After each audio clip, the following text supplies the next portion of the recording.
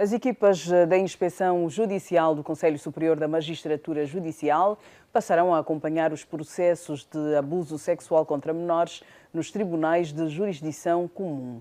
Esta é uma das decisões saídas da reunião extraordinária do plenário do Conselho Superior da Magistratura Judicial, que decorreu quarta-feira última em Luanda. A ideia da celeridade para que as decisões sejam proferidas imediatamente pode ser prejudicada com a necessidade da observância dos formalismos, de modo a assegurar os direitos dos menores, das crianças violadas, sobretudo, mas, como sabem, os arguidos também têm que lhes ser assegurados aqueles direitos, direito ao contraditório, a um processo justo e conforme a Constituição e a lei, e tudo isso pressupõe a observância das formalidades, razão pela qual, em algumas situações, tem havido alguma demora, não é porque os tribunais não estão a agir, mas a tramitação processual e a recolha de elementos probatórios impõe isso. Sabem que num processo de violação de menores, por exemplo, é preciso, para além de dizer que foi violado, é preciso um conjunto de exames. E esses exames são feitos a nível das instituições ou unidades sanitárias ou hospitalares e que levam algum tempo. Por isso é que pode, em alguns casos, pensar-se que há alguma morosidade, mas é próprio do procedimento de tramitação. Face a essas questões, e porque o Conselho Superior da Magistratura Judicial está preocupado com estas manifestações ou informações que correm, e não só, em vista a perceber o que é que se passa, convocou os presidentes das comarcas, a nível do país, para informarem como é que está a ser realizada as audiências, o julgamento, a justiça, os processos nessa vertente da violência sexual de menores. Vamos começar a olhar para esta matéria. Doutora José Fernandes, vou começar por si. O plenário do Conselho Superior da Magistratura analisou o tratamento de processos de violência sexual contra menores. Uma das grandes preocupações tem a ver com a morosidade nestes processos e muitas vezes os acusados acabam por estar em liberdade, prejudicando cada vez mais as suas vítimas. Boa noite, Leda. Boa noite, Dr. Paquice. Boa noite aos telespectadores lá em casa. De facto, este é um tema muito sensível se analisarmos na perspectiva de que, como foi dito pelo Conselho Superior da Magistratura Judicial, os mais vulneráveis que sofrem de abuso sexual são mais as crianças e, sobretudo, as mulheres.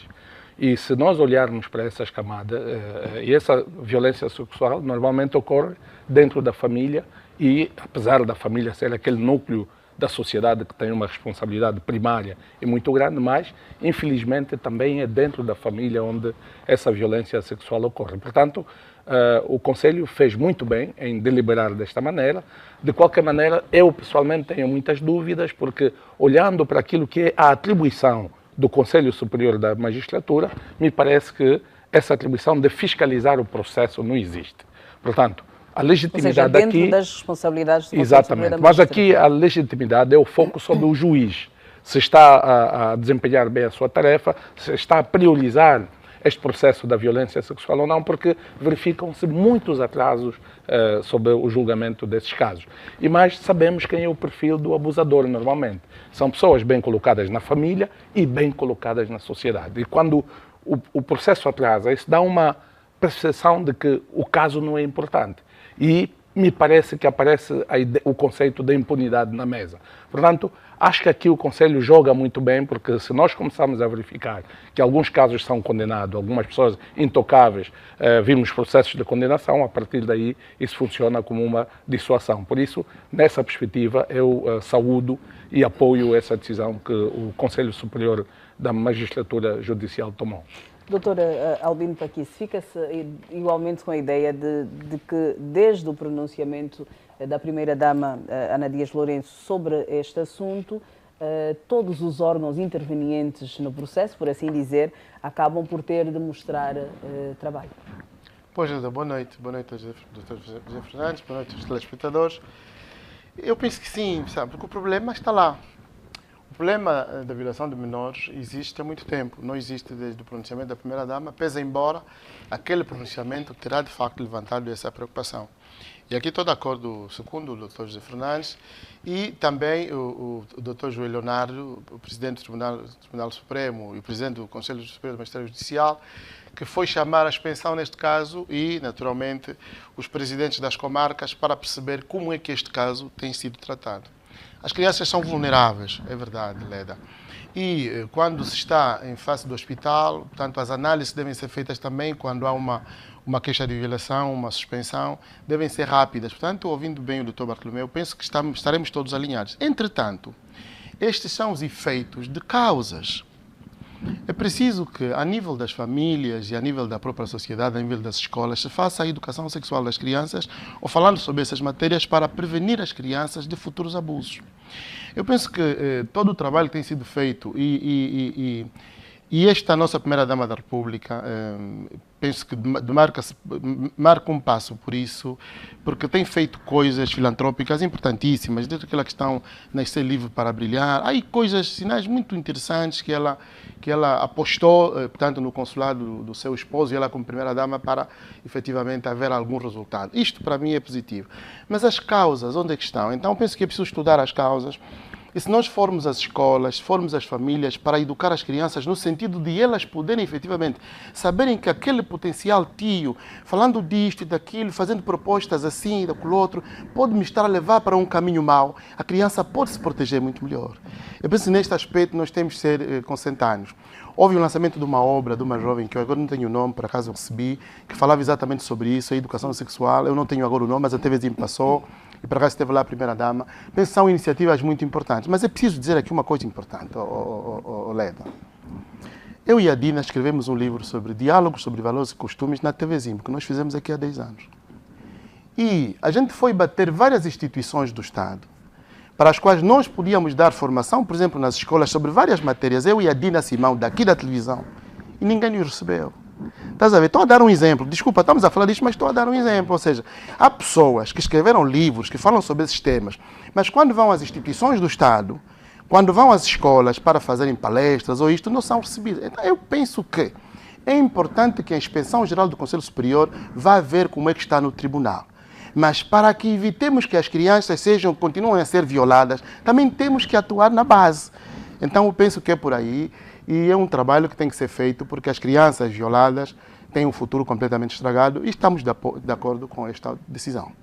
Doutor José Fernandes, ouvindo o Conselho Superior da Magistratura, ficamos a saber também que existem questões que precisam ser tidas em conta, existem procedimentos que não podem ser ignorados. Sublinhou-se o facto dos arguidos terem também o direito a um processo justo, que existe uma tramitação processual que precisa ser respeitada, que existem exames médicos para se reunir provas que precisam acontecer. Sabemos que os exames médicos são feitos no Instituto de Medicina Legal, que é o único para servir o país, e que não é fácil também chegar-se a este instituto e ser atendido, porque, portanto, mesmo as pessoas envolvidas em acidentes, por exemplo, de viação, que tenham de reunir provas para o seu processo, são todas enviadas para aí. São agredidas pelo marido, violência doméstica, abuso sexual. Toda a gente tem que ir para aí, é uma enchente muito grande. Estes fatores podem ou não contribuir para que os processos sejam mais demorados? Não, os fatores existem, o que não justifica o atraso desse tipo de processo, por causa da especificidade dessa tipologia de crime, que é um crime de abuso sexual, que é grave em qualquer sociedade. É aqui onde também concordo nesta linha de pensamento e veja a dimensão desta tipologia de crime. Não é só uma dimensão física, em que vai-se fazer análise no laboratório e confirma-se o ato em si. É as consequências que isto fica para a criança e para a mulher. Veja o impacto psicológico e social, os traumas que a criança pode levar isso para toda a vida. E para a família, no caso. Para a família. Sobretudo mesmo quando o abusador é membro desta família. É o pai, é o irmão, é o avó, é o tio, é o padrasto, exatamente. Enfim. O perfil dos abusadores são pessoas bem colocadas dentro da família e na sociedade. São pesos pesados da sociedade. E normalmente têm esse toque de intocáveis. Então, é muito difícil tratar-se desse processo de abusos sexuais. Daí a pertinência e a importância que deve-se dar em relação a este processo. Há uma nota importante que eu gostaria de acrescentar. Sim. Para além dessa intervenção jurídica, é necessário criar mecanismos do apoio psicossocial para as vítimas desse abuso. Haver uma equipa multissetorial que possa atender estas o crime vítimas. É tratado no tribunal, mas essas sequelas que a criança e a mulher fica por ter sido abusada, sequelas de forma social e de forma psicológica, são sequelas traumáticas para toda a vida. Quem é que vai cuidar disso? Então, é o lado criminal e também tem que se criar mecanismos de suporte para a providência do apoio psicossocial das vítimas desse processo. Por isto é que é fundamental se colocar este processo como prioridade máxima para uma sociedade que quer construir o seu desenvolvimento sustentável na base da forma como tratamos as crianças e da forma como tratamos as mulheres. Isto é fundamental. Doutor José Fernandes, há aqui um aspecto, e a lei me pergunta, sim, do qual nós não podemos esquecer. Qual? Na sociedade, quem cuida destes casos em primeira mão é a polícia. É a polícia onde a gente vai fazer queixa. E nós temos repetido aqui algo muito importante. Nós temos que potenciar a nossa polícia com mais educação e com condições. Um polícia não pode ser corrompido pelo pai da família por 100 mil kwanzas, porque o pai se violou, chega, está aqui 100 mil kwanzas. Pá. E o polícia que tem um salário de 95 mil recebe os 100 mil, porque aquele é o salário do mês. Portanto, acho que há aqui coisas muito importantes. E já agora, já que nós estamos a fazer essa abordagem, que foi motivada naturalmente por aquela abordagem feita pela primeira-dama, a primeira-dama também podia fazer essa advocacia junto do Presidente da República. Mas por esta altura, temos que potenciar a polícia. Termos a polícia preparados. Noutras realidades existe, por exemplo, a esquadra da mulher, onde estão pessoas preparadas para atender a mulher abusada, ouvir, porque, na verdade, uma criança abusada tem que contar detalhes e é necessário que se faça isso para a instrução do processo. Portanto, precisa ter essa proteção, ou seja, há mecanismos que precisam ser criados para que ela sinta só uma nota, mais confortável e não voltar a ser invadida, por exemplo. O Instituto Nacional da Criança, agora o INAC, já tem estado a trabalhar com a DINIC, o SIC agora, né, na polícia, exatamente nessa questão de crimes dessa natureza. E tem um departamento específico, por acaso eu já fui lá fazer uma pesquisa nesse departamento, dirigido por mulheres. E elas fazem um bom trabalho. Mas aí é que está o problema, é que estamos a falar, o país tem 18 províncias, vamos passar para 21, mas esse trabalho é feito em Luanda. Sim, se uma criança é violada no Ambo, na Lunda Sul, no Mochico, no Bié, ou no Quando Cubango, ou em Cabinda, o que é que acontece? Quer dizer, o modelo que é implementado em Luanda, o Instituto Nacional da Criança com a Polícia Nacional, tem que ser um modelo implementado em todas as províncias do país. Há um déficit nesse processo. Quer dizer, existe um modelo, mas esse modelo não é abrangente em todo o país enquanto território nacional. E é importante sublinhar também que nós no Fala Angola, nós TV Zimbo, quase que diariamente relatamos casos de crianças abusadas no seio familiar. Mas as crianças, o estudo apresenta que uma parte das crianças é violada no seio das famílias. É aí onde é preciso dizer que, portanto, em conformidade com aquilo que... Porque a criança relata a mãe. A criança relata geralmente a mãe. E é a mãe que tem que ter a capacidade de dizer: eu vou denunciar este meu marido que tem feito esta prática com a minha criança. Mas aqui a nossa polícia não pode ser complacente. Este problema na aldeia é resolvido a nível da família, Leda, sabe? As famílias, a nível da aldeia, resolvem este problema. Quando um pai tem tendências de violar a criança, a aldeia resolve a nível da família. Quando a família não consegue, vai então no SOBA. É no sobado aonde vai. E há mecanismos próprios para se levar um pai que viola a sua criança dentro na aldeia, há mecanismos próprios para o pai deixar de tomar essa prática. Mas aqui nós temos que confiar na polícia. O grande problema é que quando uma mãe faz uma queixa na polícia, e a própria polícia que interroga: mas você quer que esse teu marido fique preso e você não tenha comida? Ela recua. Sim. Ela recua porque sabe que se aquele marido é detido, não vai ter comida em casa. É o provedor. Então, exatamente, a nível do governo, a nível do executivo, dos vários ministérios, quais são as políticas que existem? Não é para ameaçar a mãe, não, para dizer não. Porque um pai que viola, se for de facto um maníaco, tem mesmo que se traduzir da família. Aliás, quem pratica isso não pode ser uma pessoa normal. Naturalmente. Um pai que abusa da filha não pode ser considerado uma pessoa normal. Inclusive, na maior parte dos casos, é preciso mesmo prover a separação daquele casal. Exatamente. Porque aquele pai que abusa de uma criança certamente terá abusado de muitas outras. E então, há questões muito sensíveis, mas este trabalho que está agora a ser feito, esperamos que dê fruto, mas precisamos de atacar a base, porque é na base onde está o problema. O resto são consequências daquilo que acontece na base. É a nossa ideia sobre essa matéria. Obrigada. Vamos seguir e olhar para outro assunto.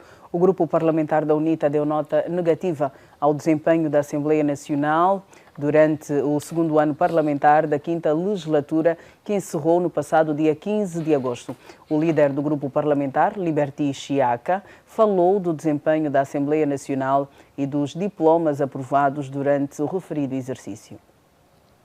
O presidente do grupo parlamentar da UNITA convocou a imprensa para fazer o balanço sobre a atuação dos deputados. O líder do grupo parlamentar assumiu o que eu considero uma autocrítica para se referir à atuação dos representantes do povo na Assembleia Nacional. O deputado fez um balanço negativo e justifica nos seguintes termos. Porque ainda não foi desta vez que no segundo ano parlamentar da 5ª legislatura que o Parlamento da República de Angola conseguiu afirmar-se no plano institucional como poder soberano, com identidade própria, separado e independente do poder executivo, capaz de interpretar e afirmar em cada ano legislativo a vontade soberana do povo. Liberty Chiaka fez saber que houve mais diplomacia e marketing político-institucional do que produção legislativa.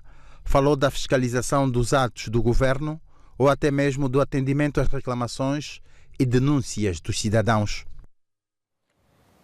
E o grupo parlamentar do MPLA considera falaciosas e irresponsáveis as acusações feitas pela UNITA em conferência de imprensa realizada quinta-feira em Luanda, de balanço do segundo ano parlamentar da 5ª legislatura da Assembleia Nacional, em que deu nota negativa ao desempenho da Casa das Leis.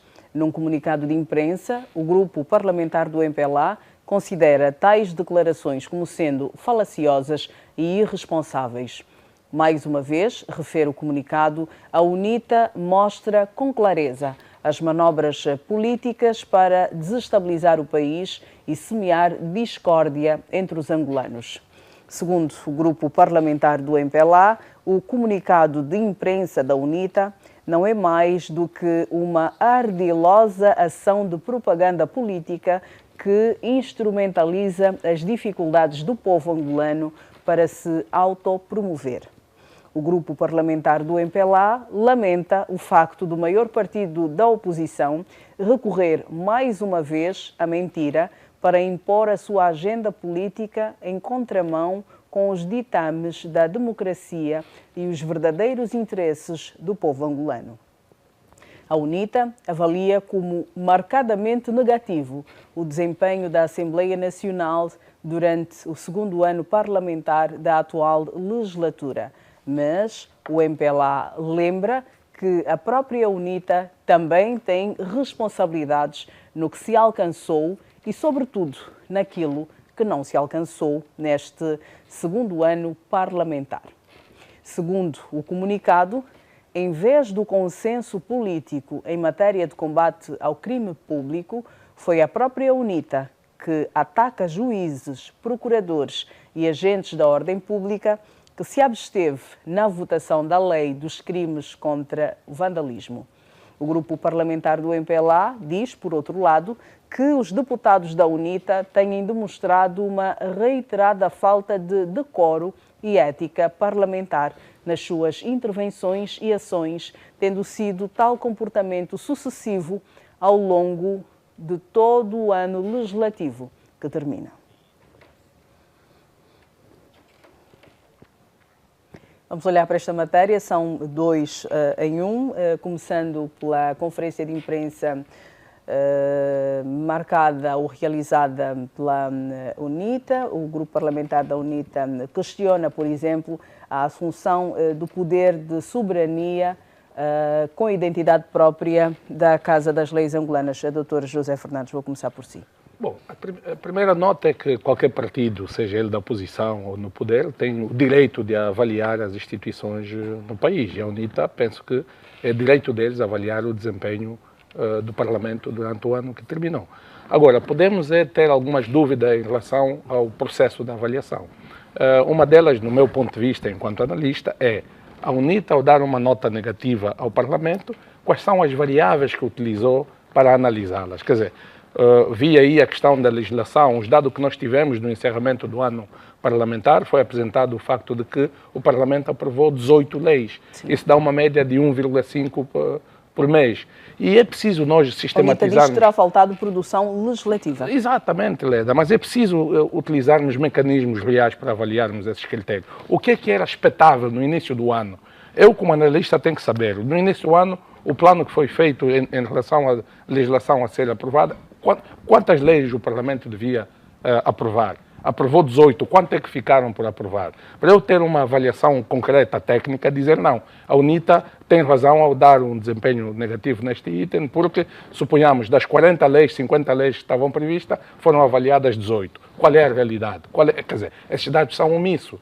Eu acho que a este nível nós não podemos apresentar a esse nível uma avaliação sem critérios palpáveis, porque, ok, produziu pouco, tudo bem, esse pouco significa o quê? Em relação ao plano inicial. Porque todos nós temos que avaliar o desempenho, temos que monitorar o desempenho das instituições, baseado numa linha de base, repito o pleonasmo, que foi criado originalmente. Para o desempenho do Parlamento, a linha de base que nós tínhamos no início do ano parlamentar, qual é? A UNITA é capaz de apresentar essa linha de base? Então, essas questões, penso que, sob o ponto de vista sistemático, sob o ponto de vista da análise, temos que colocá-las na mesa. Agora, o que eu acho também um pouco exagerado é a reação do MPLA. Temos que compreender o seguinte, nós estamos em democracia e essas picardias entre o MPLA e a UNITA, às vezes não fazem bem à nossa sociedade. É claro que o MPLA também tem o direito de reagir, mas a reação não pode ser tão frontal e tão, digamos, contundente como foi. Eu acredito que os deputados do MPLA devem estar a se perguntar também, mas a UNITA produziu essa avaliação na base de quê? É legítimo, mas não precisamos chegar com essa linguagem muito dura e muito contundente como o grupo parlamentar do MPLA apresentou. Agora, temos que estar habituados, isso é democracia. Cada partido apresenta os argumentos e as armas que tem.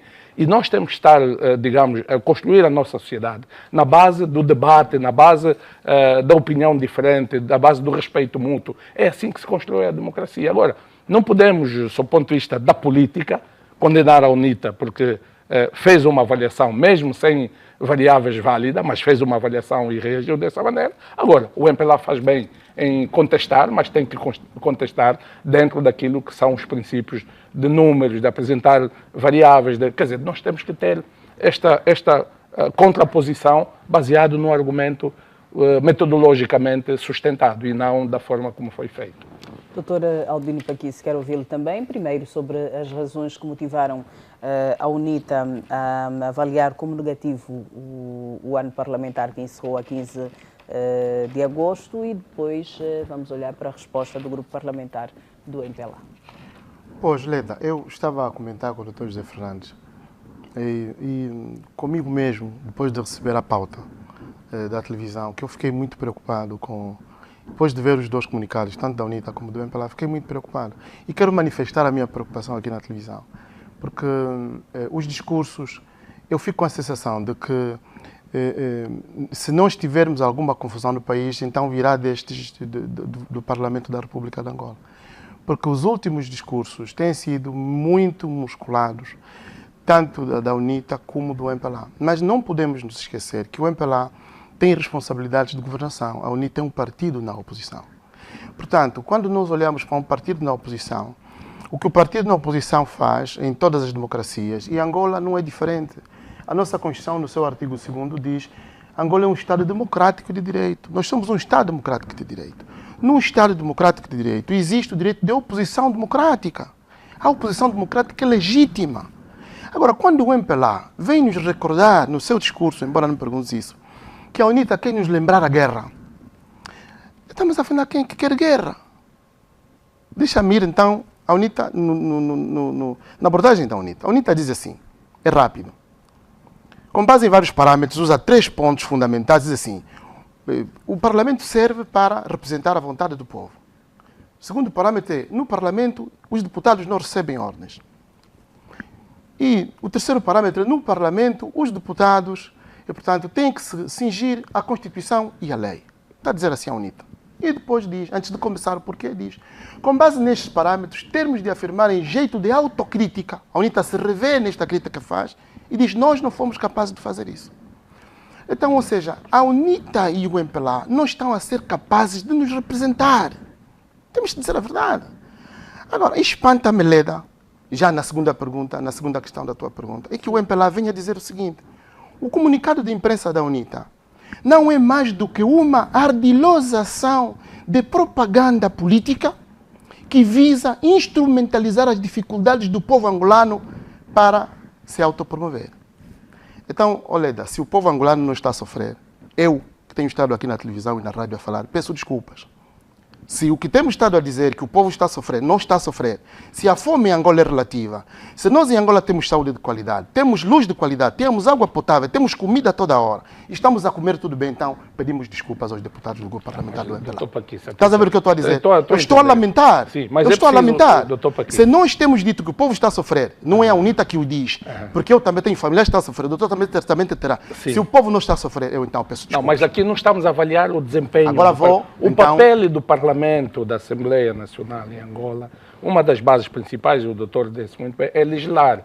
Depois da legislação sair, o Parlamento não é responsável para implementar a legislação. Quem é responsável é o Poder Executivo e o Poder Judiciário. Portanto, o Parlamento, aquilo que sai do Parlamento, não pode ser o deputado a ir na província para implementar. Aquilo já é responsabilidade do Poder Executivo. Doutor, é por isso que...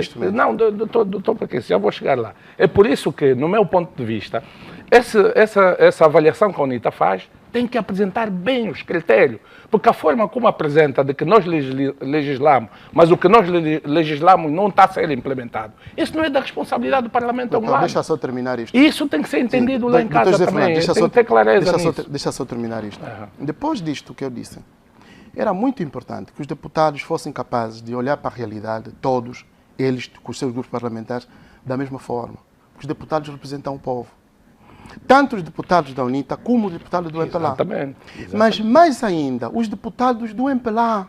Porque os deputados do grupo parlamentar do MPLA estão secundados pelo Executivo, que é liderado pelo partido MPLA. Mas aí, doutor, estamos a avaliar o desempenho do Executivo ou o desempenho do Parlamento? O que é que nós estamos a avaliar aqui? Não. É o Executivo ou o Parlamento? Tem que ter clareza. A nota toda da UNITA, que contém 10 itens, a nota toda da UNITA contém 10 páginas. Depois vai na realidade. Eu entendo que a UNITA muitas vezes comete excessos. A UNITA tem excessos. Estás a perceber, doutor? Porque ao invés de fazer um discurso que se cinge àquela realidade, a UNITA pega naquela realidade e faz dela um aproveitamento político. Daí a reação do partido MPLA. Mas isto, doutor, mas isto é próprio das democracias. Exato. E o excesso é do outro lado, quando o partido no poder, através do seu grupo parlamentar, vai dizer: não, a UNITA está a instrumentalizar o sofrimento. Doutor, eu li, repeti 10 vezes. Exato. Eu repeti 10 vezes. E eu tive que perguntar a outras pessoas, por favor, meus amigos, que entendem bem o português, professores de língua portuguesa. Eu sou professor, você me explica o que significa instrumentalizar o sofrimento. Ok, mas... Instrumentalizar o sofrimento significa pegar naquilo que se diz supostamente sofrimento e aproveitar-se disso para dizer que nós... Então, o país não está em crise. Não, mas doutor, ninguém está a dizer que o país não está em crise, ninguém está a dizer... Não. É assim. A questão que estamos a colocar na mesa, doutor Paquista, é a avaliação do desempenho do Parlamento. Sim, a avaliação do mas é importante ficar nos marcos. É importante que eu termine isto também, doutor. Doutor José Fernandes, é rápido, por quê? Porque neste momento... Sim, doutor, sim, Leda, sim. Ou seja, é preciso refletir em banda larga, para as pessoas não ficarem numa vitimização partidária. Não tem espaço para isso. Por uma razão simples. Não podemos misturar as coisas. Não podemos, porque se o Parlamento, que tem a responsabilidade de legislar, e aqui depois a questão da legislação é outra que nós viemos discutir, embora o tempo seja pouco, não diz ao seu Executivo aquilo que deve fazer. O Executivo que naturalmente é dirigido pelo presidente. Então agora, a partir daquele discurso da quinta-feira, dessa declaração, eu percebi, quando o presidente, o nosso presidente, portanto, na campanha, o presidente diz, não, olha, a fome é relativa. Ah, doutor Paquis, nós temos 3 poderes aqui. Vendo, o poder legislativo, o poder executivo e o poder judiciário. Portanto, nós não podemos estar a falar do poder legislativo e depois misturar com o desempenho do poder executivo. São 2 instituições completamente... Embora exista a noção de colaboração e partilha entre os 3 poderes, mas cada poder deve ser... As responsabilidades Eu são insisto separadas. nisso. Nós aqui viemos para analisar exatamente o pronunciamento sobre o desempenho do Parlamento. Não estamos a avaliar o desempenho do Executivo. Agora, isso não quer dizer que não há fome, não há sede, não há falta de água. Existe, mas o que temos na mesa para analisar é o pronunciamento dos deputados da UNITA e do MPLA sobre o desempenho do Parlamento. É aqui onde temos que pegar isso e colocar na mesa. Doutor José Fernandes, mesmo na Europa, não há uma vez um único partido político que estivesse no governo e dissesse que a oposição está a instrumentalizar o sofrimento. Não, mas não atenção. Doutor, não há. Doutor Paquis, eu não vejo... Não há. Doutor, se nós estivéssemos em verdadeiras democracias, amanhã mesmo o governo estaria em crise. Se nós estivéssemos mesmo em verdadeira democracia, o governo estaria em crise. Agora, doutor Paquis, deixa eu fazer uma pergunta. Nós os dois, como cidadãos... Este tipo de escrita minimiza o sofrimento da população. Doutor Paquis, deixa-me dizer uma coisa. Então, quer dizer, o povo que não está a comer está mentindo. Não, um minuto. Nós Quem não está a beber água potável está mentindo. Não estamos a falar de água de comer. Os dados da Unicef que dizem que Doutor 75% do povo angolano está a passar mal. Isto é mentira também. Doutor Paquis, o novo jornal... Não, só um bocadinho, isso é rápido. O novo jornal... O tema não é esse, o novo jornal deu dados. O novo jornal deu dados de que 395 mil crianças morreram. Mas esses dados... E vejam, de fome. Vejam um elemento fundamental. Nós os 3 estamos aqui, doutor Paquis, eu e a Leda, não contribuímos para pagar salário do deputado, para trabalhar, para no fim o deputado me dizer que não trabalhei. Então, se é esta avaliação, o deputado da UNITA que está lá no Parlamento está a fazer o quê? Por que eles ficaram durante esse ano legislativo todo, sem pelo menos dizer no meio do mandato, epá, eu não me revejo nisso, abandono o Parlamento? Por que eles não saíram? É essa a linguagem, nós temos que ser pragmáticos. Então o que é que quer dizer, doutor José Fernandes? Falta coerência também. Falta de coerência, claramente. Por quê? É muito dúbio. É essa questão de misturar questões na análise que depois cria confusão. Ou seja, nós estamos a analisar o desempenho do Parlamento. Foi o desempenho do ano parlamentar, deveriam até apenas este fato. As variáveis que nós estamos a pegar para a análise do ano parlamentar são X, A, B, X, C. Baseado nisso, nós comprometemos a fazer isso, não fizemos isso, não fizemos, eu entendo. Agora, misturamos um montão de coisas que não tem nada a ver com o Parlamento. Isso não é justo.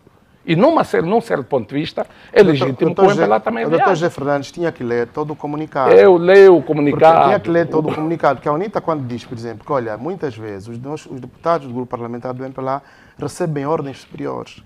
Eu penso que qualquer pessoa atenta nas notícias consegue perceber que, de algumas vezes, o nosso Parlamento há pessoas, de facto, e figuras que recebem ordens superiores. Mas vamos, doutor, pegando na análise propriamente... Nós vivemos no mesmo país. Isso do lado da UNITA também. Quando a UNITA tem blocos, todos os deputados não aprovam uma lei, aquilo não é ordem superior. É uma decisão individual dos deputados. Eu vou só secundar. Leda, vou secundar. Leda, vou secundar. 30 segundos. Eu vou citar, nem vou falar mais sobre, vou citar Alexandre Simeão. O apego ao poder é sempre perverso. Não importa quais sejam as motivações ou o ângulo pelo qual é observado. O apego ao poder tem um mérito reverso de ser duplamente destruidor. Destrói o político e destrói os acessos de um povo. Quando os deputados não são capazes de olhar para o país como está e dizer aqui a realidade é esta, como fazem os outros, o desenvolvimento, doutor, chega, nunca mais chega. Isso é dualidade. Isso é dualidade de critério. Nós, ao fazermos uma análise, não podemos dizer que quem está a fazer bem o papel do deputado é o deputado da UNITA e do MPLA não está. Não é isso. O Parlamento é uma unidade unicameral. Todos são representantes do povo que estão lá. Se o Parlamento falhou, todos os deputados falharam. Não podemos dizer, não, é o MPLA que falhou, é a UNITA que falhou. É o Parlamento. É por isso que nós temos que exigir da parte dos deputados critérios de análise suficientemente claros para nós podermos perceber esse tipo de avaliação. E até para não se gerarem estas dúvidas. O indivíduo trabalha numa instituição, recebe salário todo mês, no fim do ano diz que foi negativo, não trabalhou. Está lá a fazer o quê? Faz sentido isso? Bem, vamos olhar para mais um assunto. O presidente do MPLA reúne-se esta segunda-feira em Luanda com os primeiros secretários dos comitês de ação do partido para fortalecer as bases e aperfeiçoar a inserção do partido na sociedade. Esta informação foi prestada pelo secretário do Birro Político para a Organização e Mobilização, Gonçalves Muandumba. O encontro acontece depois do fim do processo das assembleias de balanço e renovação dos referidos comitês. Para Gonçalves Muandumba, a reunião vai igualmente avaliar o estado organizativo e funcional do processo de redinamização das estruturas do partido. Gonçalves Muandumba referiu que João Lourenço é o proponente do evento, promovendo assim o seu primeiro grande encontro com as bases a nível nacional. A intenção é melhorar a inserção do MPLA na sociedade e liderar as principais transformações políticas, económicas e sociais do país. Por isso é que são as bases as grandes protagonistas deste inédito encontro. Quero aqui referir inédito porque em 1977 o saudoso presidente Agostinho Neto havia realizado na Cidadela Desportiva um encontro com os militantes. O presidente do MPLA, o camarada João Lourenço, é o grande proponente deste evento, promovendo, deste modo, o primeiro grande encontro entre um presidente do MPLA com todas as bases do partido. É, por conseguinte, de âmbito nacional. Em fevereiro deste ano, no lançamento da agenda política, João Lourenço orientou e destacou a necessidade de reorganização e revitalização das estruturas do partido a todos os níveis, bem como recomendou a realização do processo de renovação e de balanço das organizações de base do MPLA. Doutor José Fernandes, vou começar por si. Amanhã os responsáveis pelos CAPs, que são os comitês de ação do partido MPLA, vão ter um encontro com o presidente do partido. Se eu não me engano, é a primeira vez que vai acontecer a este nível este encontro. Mas também podemos olhar para o lema que surgiu há algum tempo, que é regressar às bases e subir com os militantes. Talvez seja essa a intenção. O que é que lhe parece que vai acontecer amanhã nesta reunião entre o presidente do partido com os responsáveis pelos CAPs? Não, exatamente. Primeiro, dizer que o MPLA está de parabéns pelo presidente do partido, o presidente João Lourenço, promover esse diálogo com os primeiros secretários dos comitês de ação. Obviamente, o que é que vai se tratar? O MPLA tem desafios e temos colocado isto aqui na mesa, sublinhado isso com muita frequência, desafios de governação, desafios que já vêm também um pouco do modus operandi do partido baseado no passado, porque hoje a dinâmica que o partido pretende dar na solução dos problemas do país é numa visão baseada de que a solução para este problema tem que ser uma solução sustentável a médio e longo prazo, e não uma solução paliativa, como tem sido feito historicamente ao longo do tempo. Então, penso que o diálogo entre o presidente do partido e os primeiros secretários do Comitê de Ação vai trazer essa questão na mesa. Não só os desafios de governação do MPLA enquanto partido que governa, mas também tem a questão da organização interna do partido que foi sublinhada. Nota que este ano o MPLA irá ter o seu congresso extraordinário e no próximo ano irá ter o congresso ordinário.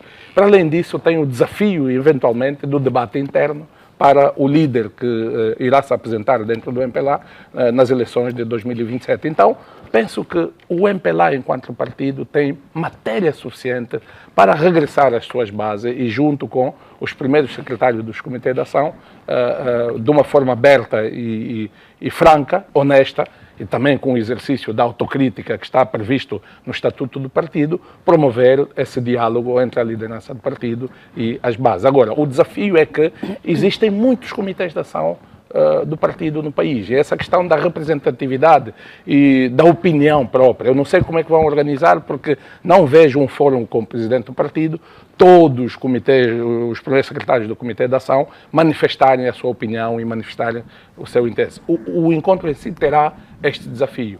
Não sei se irá levar o dia todo, como é a metodologia do encontro, mas, de qualquer maneira, tirando esta reticência da metodologia da reunião. De resto, é uma reunião que eu acho que é muito importante nesta etapa em que o MPLA tem desafios políticos muito grandes. Dr. Albino Paquice, tendo em conta os desafios políticos do MPLA, o que é que se lhe oferece dizer sobre este encontro que vai acontecer amanhã entre a liderança do partido com os representantes dos comitês de ação? Leda, o MPLA é um patrimônio nacional. É preciso dizer às vezes sobre essa matéria. Eu quando falo sobre o MPLA falo como professor e não misturo muito a ciência com a política para não ter problemas, mas o MPLA é um patrimônio nacional e tem responsabilidades muito sérias sobre a governação. É ao MPLA que cabe perceber a realidade. E eu penso que o presidente João Lourenço tem feito discursos muito interessantes, desde a questão do lema que tem, descer as bases para subir com elas, ou então sair dos quintais. O presidente, no discurso que fez no Camama, disse: saiam dos vossos quintais, vão ter com as pessoas. Mas um dos piores problemas que existe dentro do MPLA é a verdade. É a verdade. Muitos militantes do MPLA têm problemas com a verdade. Então eu penso que o chefe lhes convoca para dizer: meus senhores, o que se passa afinal nas bases e o que nós temos que fazer nas bases?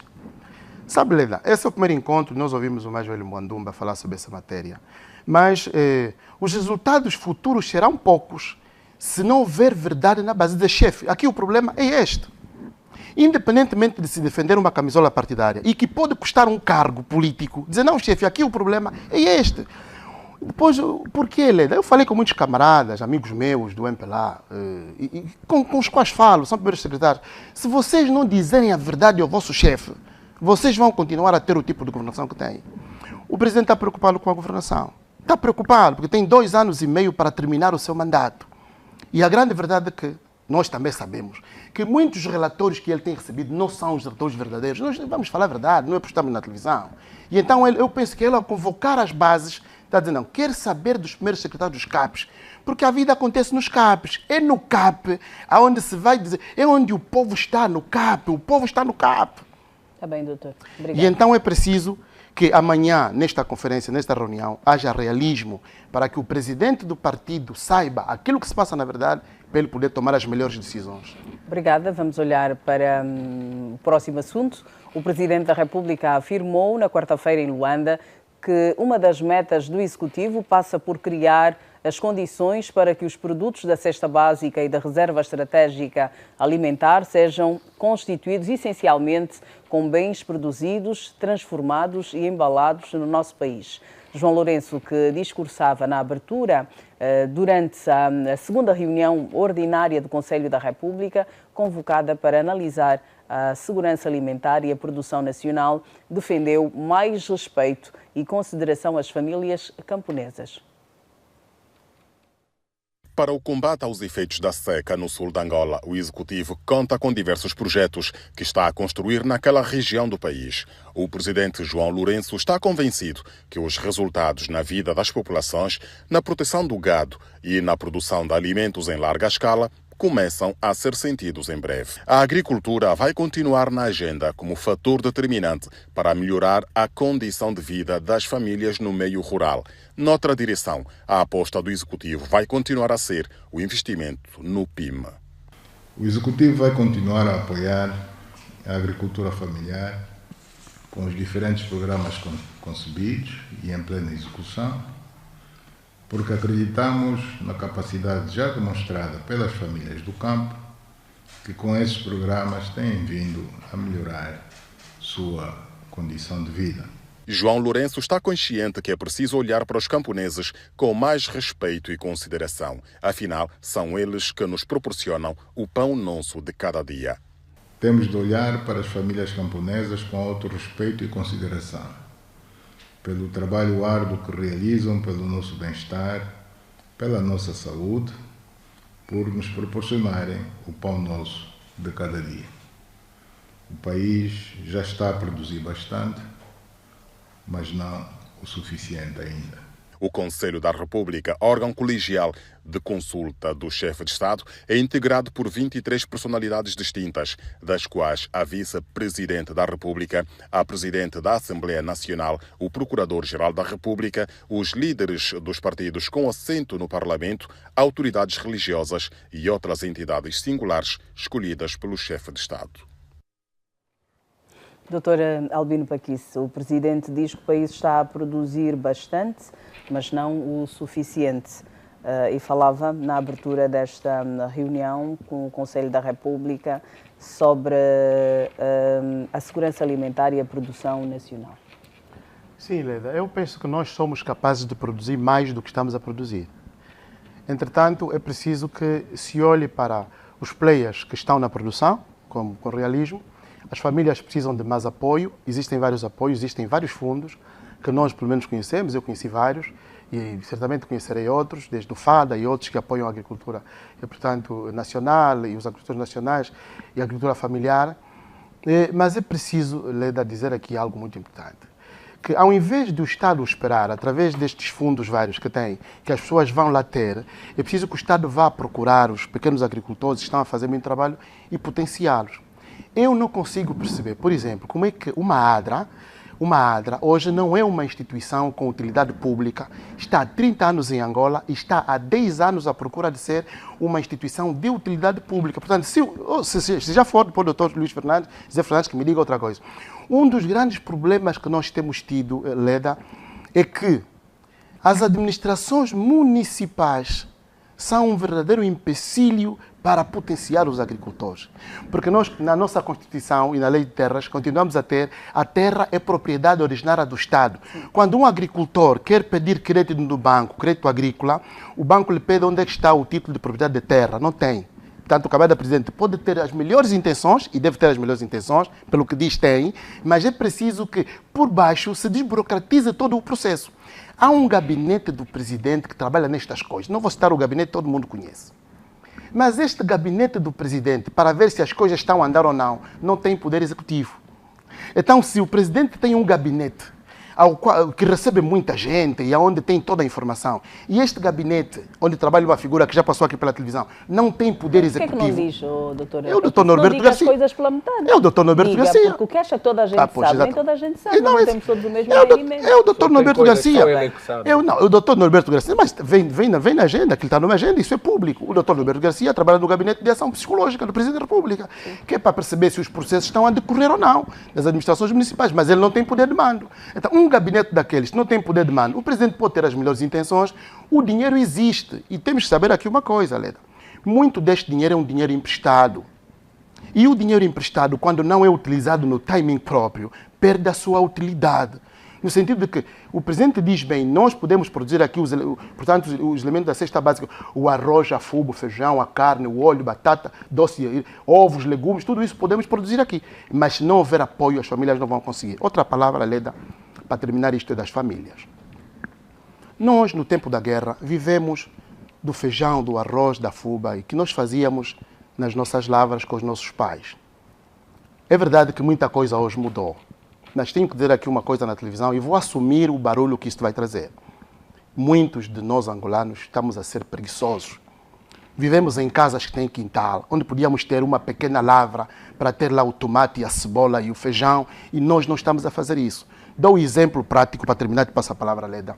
O meu próprio pai, lá no Ambo, tinha uma naca pequena, onde cultivava, todos os anos cultivava batata, saíam 5, 6 sacos de batata. Desde que morreu, aquilo também morreu. Portanto, estou a dar o exemplo da minha própria família, mas é um exemplo que passa às famílias angolanas. Também há muita preguiça. Então, temos que mudar a cultura do trabalho.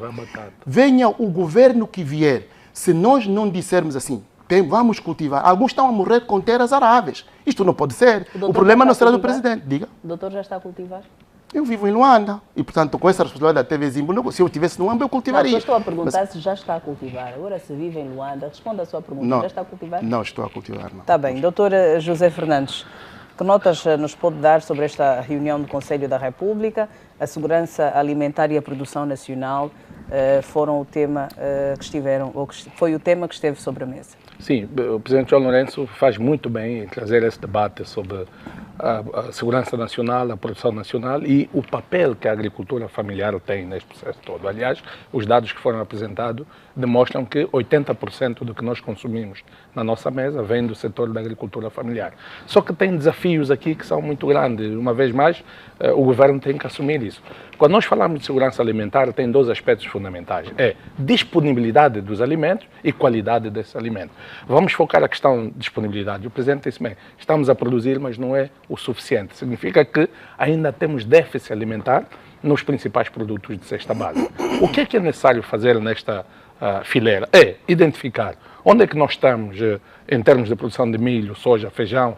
O país é autossuficiente na produção de raiz e tubérculo, mandioca e banana. Nós temos índices de produção dessas duas culturas muito grandes. Mas o caminho está aí. O que é necessário fazer? Este ano, por exemplo, onde é que nós estamos? Próximo ano vamos estar aonde? Quer dizer, é preciso traçarmos uma linha de base, repito, gradualmente, todos os anos, demonstrarmos e trabalharmos para o aumento da produção ser gradual e eliminar o déficit alimentar. Em termos de qualidade de consumo, temos que olhar a qualidade da nossa produção nacional. E também temos desafio em relação a este. Como é que os animais que são produzidos são vacinados, têm alimentação adequada para, quando chegar na mesa do angolano, o alimento que chega na mesa tem a qualidade para a questão da segurança alimentar? E outro elemento fundamental que eu quero colocar aqui, ainda bem que o Presidente João Lourenço toca neste assunto, é o apoio que deve ser dado ao Ministério da Agricultura e Floresta. Por quê? Hoje, a assistência técnica e extensão rural é fundamental para apoiar o desenvolvimento da agricultura familiar. A agricultura também é ciência, não é? É ciência. Hoje não se pode falar da agricultura como uma coisa... É ciência. Hoje é conhecimento, é tecnologia. Nós não podemos ser competitivos, por exemplo, com os outros países da região, da Zâmbia, África do Sul, Namíbia. Se não utilizarmos... Nós não podemos continuar a tirar 300 quilos de milho por hectare. Isso é uma barbaridade. E depois... O aspecto fundamental, temos que investir nos fatores de produção. Os fatores de produção em Angola são muito caros. Não temos uma indústria de produção de semente estabelecida, que é uma ferramenta essencial. Não temos fertilizante, não temos pesticida. Temos tratores hoje, uma fábrica de montagem de trator com as suas alfaias, mas não é suficiente. Vamos voltar no debate do governo. Como as pessoas, os funcionários públicos, que têm os salários mais baixos no governo são do Ministério da Agricultura e Floresta. E há mais de 20 anos que o Ministério da Agricultura e Floresta não emprega ninguém. Mas há um problema também grande. Esse é mesmo um minuto, não temos tempo. Doutor Paquisso, veja uma instituição que se chama EDA, a Estação de Desenvolvimento Agrário, que está a par das administrações municipais, que está em todos os municípios, excepto 2 ou 3. Obrigado. Vamos lá visitar a EDA, vamos ver como é que ela está. Doutor Paquisso, vou deixá-lo repetir. Sim, não. Olha, nós queremos produzir e o Presidente diz vamos respeitar os agricultores. Mas aqui há um problema que nós temos que fazer, Leda, doutor, também os telespectadores. Vamos despartidarizar os processos. Vamos despartidarizar os processos, porque quando você chega lá para pedir crédito, não se dá, não, o teu CAP é aonde? A pessoa não tem que ter CAP para produzir bem. E há muitos agricultores que estão ali, não têm CAP, não querem saber de política. Estes têm que ser tidos em conta, porque são eles que estão, de facto, a alimentar o povo angolano. É isso que eu queria dizer. Leda, uma nota só, é rápido. Doutor Paquisso, hoje o Ministério da Agricultura tem a estratégia das escolas de campo e das caixas comunitárias. E o AMBO, BIE, Malange, o ILA são pioneiros nesse processo. Portanto, é importante termos em conta o seu minuto. O meu minuto hoje vai para, primeiro, fazer uma, não é denúncia, mas é um pedido que me foi feito para fazer, de uma empresa que é a Carrinho, que se sente lesada nos seus direitos, porque a doutora Maria dos Abrantes fez uma suposta calúnia sobre a Carrinho, mas eu também entendo que a Carrinho devia fazer melhor informação para nós, inclusive os comentadores, podermos falar com mais propriedade. O segundo ponto para mim, alegrou-me imenso. A semana passada fui convidado para visitar a Supol. A Supol é uma editora que está agora, neste momento, a ser dirigida por um grupo de jovens, onde está o doutor Eliseu Vuns também. Então, é uma boa notícia para nós que escrevemos livros, porque tem preços muito baratos. Estou a fazer publicidade, peço desculpas à televisão, o nosso chefe, mas era preciso fazer isso. A Supol vai nos ajudar imenso naquilo que são os nossos livros. Mais uma vez, é uma nota muito positiva. Há coisas no executivo e também temos de dar nota positiva. Então, essa é a minha nota positiva. Não sei porque a Leda está a sorrir. Porque é uma nota positiva que eu queria dar. A Supol, uma editora, uma gráfica. Vai ter problema com o nosso chefe. Uma gráfica. Doutora José Fernandes, o seu minuto. Leda, o meu minuto vai para uma questão que ocorreu durante a semana, que é fundamental nós, como sociedade, refletirmos, que é o confronto que ocorreu entre populares no Rangel e a Polícia Nacional. O meu minuto vai no sentido de, como sociedade, refletirmos. Nós, enquanto sociedade, temos que ter um respeito muito grande pelos órgãos de defesa e segurança. Portanto, o que se viu polícias serem violentados no exercício prévio da sua função é negativo para nós como sociedade. Por um lado também existe esse aspecto, mas existe um outro aspecto, que é do papel do polícia para a proteção e garantir que o cidadão tenha os seus direitos. O que é que nós notamos é que muitos dos nossos agentes, não a corporação, mas muitos agentes, não têm a preparação necessária para enfrentar uma situação desafiante. Portanto, o que trago aqui como meu minuto é, como sociedade, precisarmos refletir nestes atos de violência que em nada bonifica a estrutura da nossa sociedade, sobretudo quando se trata de um órgão de defesa e segurança como é a Polícia Nacional. Muito obrigada, Dr. José Fernandes, Dr. Albino Paquice, pela vossa presença em mais uma edição da revista Zimbro. Senhor telespectador, deste modo concluímos a edição de hoje.